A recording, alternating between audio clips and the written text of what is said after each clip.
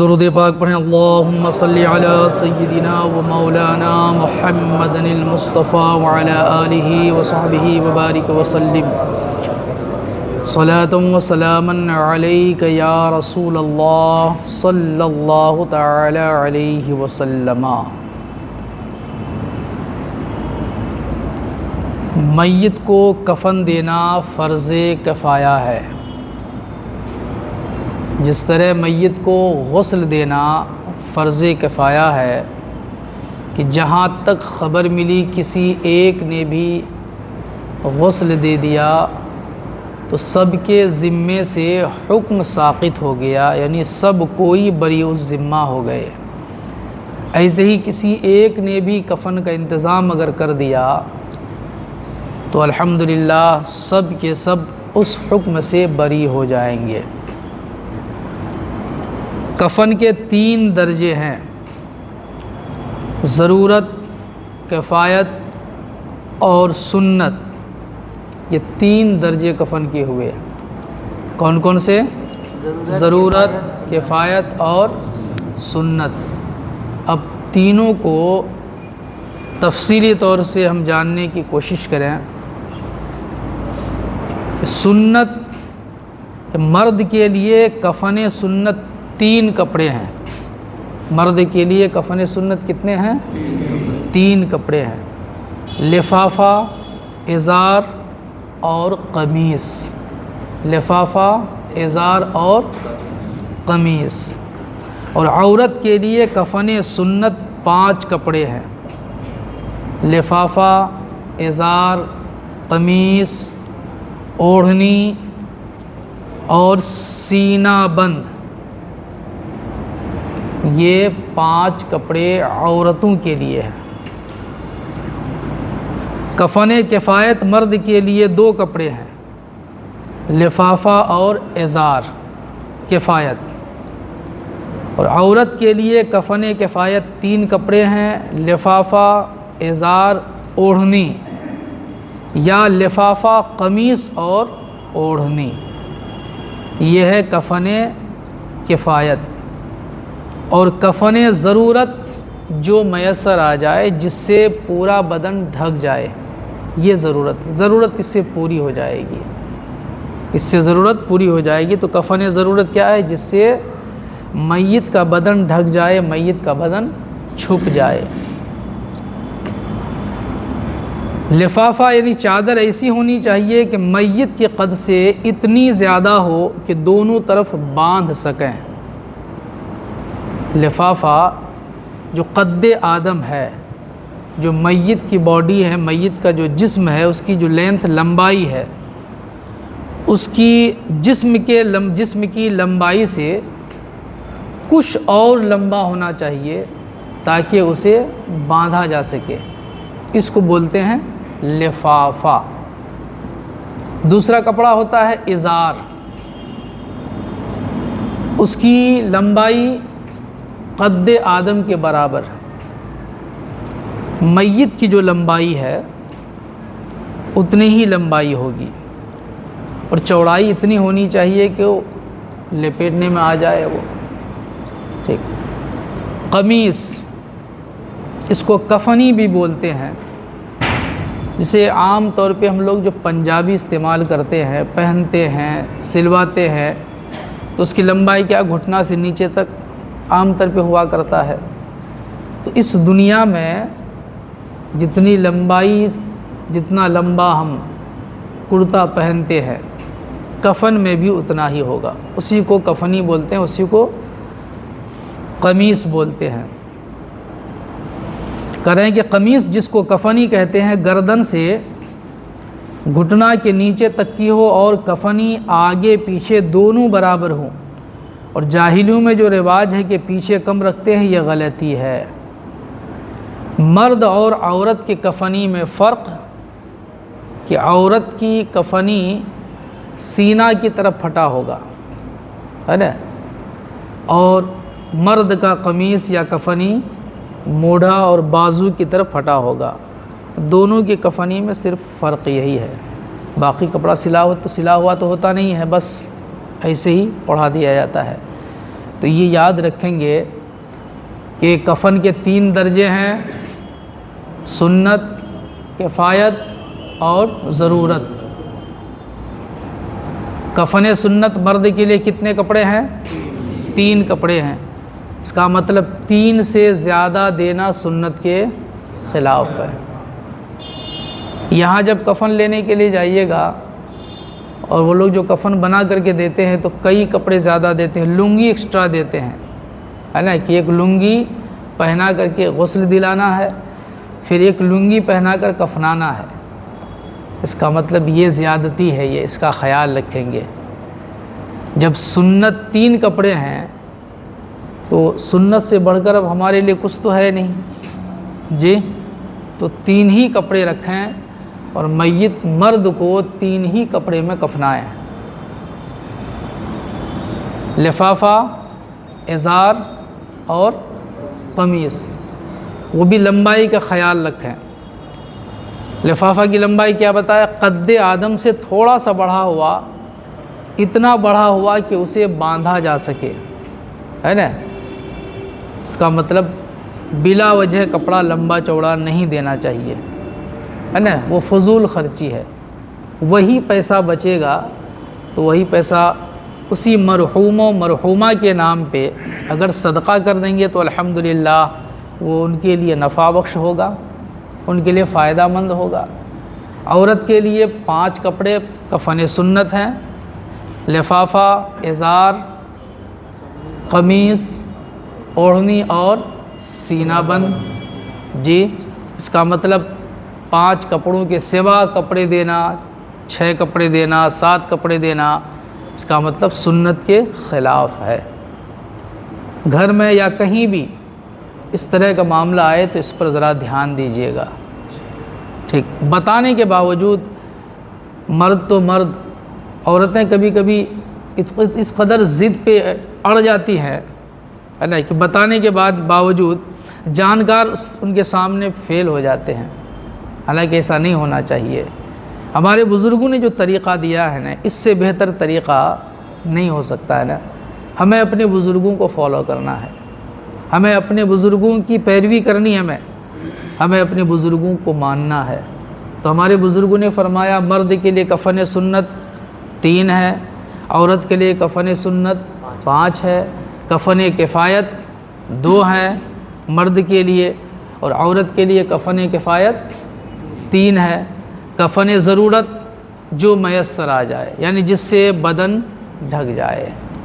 اس سلسلے میں 1-2 مسئلہ بھی ہم جاننے کی کوشش کریں کہ کفن ضرورت ہوتے ہوئے کفن مسنون کے لیے سوال کرنا جائز نہیں ہے۔ کفن ضرورت یعنی کسی کے پاس اتنا کپڑا ہے کہ اس کپڑے سے ان کا جسم ڈھک جائے گا، پورا بدن چھپ جائے گا، تو کفن سنت کے لیے سوال کرنا یہ جائز نہیں ہے۔ جب ضرورت پوری ہو جا رہی ہے تو سوال تو ضرورت پوری نہ ہونے کے لیے، یعنی ضرورت پوری کرنے کے لیے کیا جاتا ہے۔ تو جب ضرورت پوری ہو جا رہی ہے تو مزید سوال کرنا یہ جائز نہیں ہے، اس کا خیال رکھنا ہے۔ ہاں، اگر کوئی اللہ کا بندہ اپنی طرف سے از خود پیش کر دے اگر، تو پھر کوئی حرج نہیں ہے، کفن سنت دیا جائے۔ لیکن اگر ہے، ضرورت پوری ہو جا رہی ہے، تو سوال کے لیے ہاتھ نہ پھیلایا جائے، سوال نہ کیا جائے۔ سوال ذلت کی چیز ہے، سوال کی اجازت تبھی ہے اور اتنے کے لیے ہے جتنے سے ضرورت پوری ہو جائے، ہے نا۔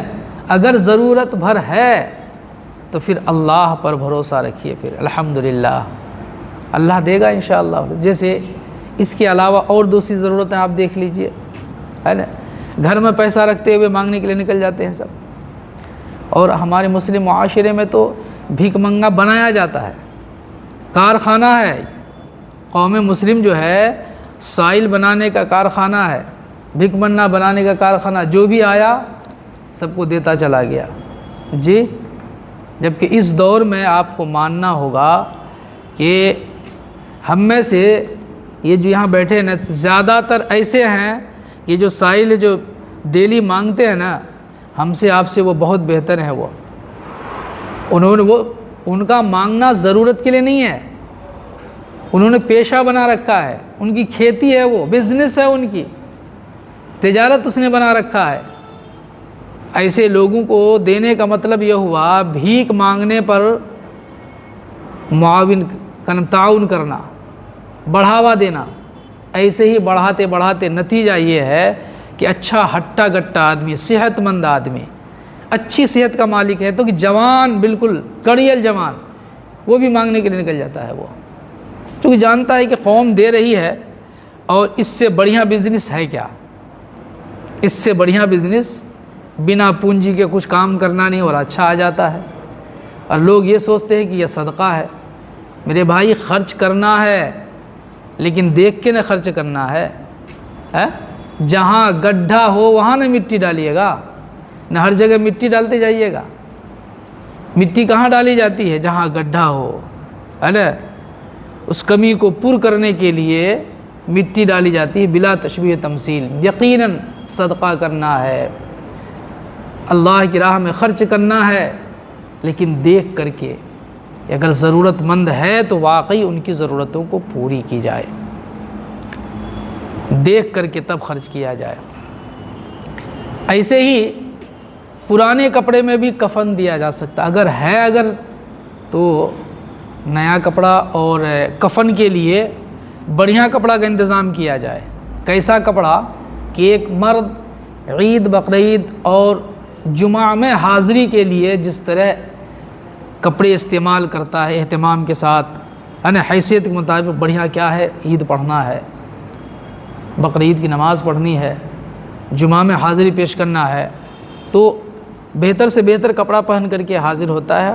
اگر نہیں حاضر ہوتے ہیں اس طرح کے مواقع میں اچھے کپڑے پہن کر کے, تو اچھا کپڑا پہن کر کے حاضر ہوئیے گا. چونکہ رب کی بارگاہ میں حاضری ہو رہی ہے, دیا ہے رب, تو رب کی بارگاہ میں جیسا تیسا کپڑا, اور سسرال جانے کے لیے تگڑا والا. جی, تو دیا ہے رب تبارک و تعالیٰ نے, تو رب تبارک و تعالیٰ کا شکر ادا کیجئے نا, اس کی عبادت کرتے ہوئے شکر ادا کیجئے وہ کپڑے پہن کر کے. تو اس طرح کپڑے کا اہتمام کرنا ہے. عورتیں جس طرح کپڑے پہن کر کے اپنے میکے جاتی ہیں, جو وفادار بیوی ہوتی ہے نا, جو اچھی عورت ہوتی ہے, جو شوہر کی قدر کرنے والی ہوتی ہے اور شوہر کا مقام جو جانتی ہے, وہ عورت جب میکے جاتی ہے تو بڑھیا لباس پہن کر کے جاتی ہے, اچھا کپڑا پہن کر کے جاتی ہے, یہ خیال کرتے ہوئے کہ جب میں میکے یا اچھا کپڑا پہن کر کے جاؤں گی تو میری امی, بہن, اڑوس پڑوس جو بھی ہے, بھابھی وغیرہ, سب دیکھنے کے بعد وہ لوگ یہ خیال کریں گے کہ نہیں بچی ہماری خوشحال ہے, الحمدللہ, ہے نا. ساس بھی کہے گی کہ داماد ٹھیک ٹھاک ملا ہے, اچھا کپڑا پہناتا ہے میری بیٹی کو, ہے نا. بھائی بھی دیکھ کر کے کہے گا کہ نہیں میری بہن کو دولہا اچھا ملا ہے, شوہر اچھا ملا ہے, کپڑے بڑھیا پہناتا ہے, ٹھیک ہے. لیکن اگر نخرے باز ہوگی تو اچھا کپڑا رکھ کر کے کم دام کا پھٹا پرانا کپڑا پہن کر کے جائے گی اور وہاں پورا ہاتھ پاؤں پھیلا دے گی, ہے نا. اب لان تان کرنا شروع کر دے گی کہ اس کے ایسے تو ہاتھ میں تم نے مجھے دے دیا, ایک کپڑے میں صحیح سے پہن نہیں پاتی ہوں, کھانے کا کوئی انتظام نہیں, رہنے کا کوئی انتظام نہیں ہے. جی, یہ اچھی عورت کی علامت نہیں ہے. اچھی عورت کی علامت یہ ہے شوہر کی قدر کرے. اچھی عورت کی علامت یہ ہے کہ شوہر کے اندر کچھ کمی اگر ہو تو اس کمی کو چھپائیں. اچھی عورت کی علامت یہ ہے کہ شوہر میں اگر کمی ہو تو اس کمی کی سدھار کے لیے نیک کوششیں کریں, پھر رب تبارک و تعالیٰ کی بارگاہ میں دعا کریں. یہ اچھی عورت کی علامت ہوا کرتی ہے. اور جس عورت کے دل میں شوہر کی قدر نہیں ہوتی, شوہر کی محبت نہیں ہوا کرتی ہے, تو پھر ان کا راستہ یوں ہوا کرتا ہے کہ اچھا رکھ کر کے, تاکہ یہ سمجھ میں آئے, ماں کو بھی سمجھ میں آئے کہ نہیں لڑکا ٹھیک نہیں ملا, ٹھگا گیا, بولتے نا رشتہ اچھا نہیں ملا, ہے نا. اس وقت ٹھیک ٹھاک تھا لیکن بعد میں گڑبڑا گیا, رشتہ اچھا نہیں ملا. میری بیٹی یہ سب کپڑے پہنے گی, بھائی بھی دیکھ کر کے بولے گا کہ نہیں وہ لڑکا ٹھیک ٹھاک نہیں ملا. سوچا تھا کہ محنتی لڑکا ہوگا, کمائے گا, بہن کو کھلائے گا پلائے گا, اچھے کپڑے پہنائے گا, لیکن معاملہ الٹا ہو گیا ہے.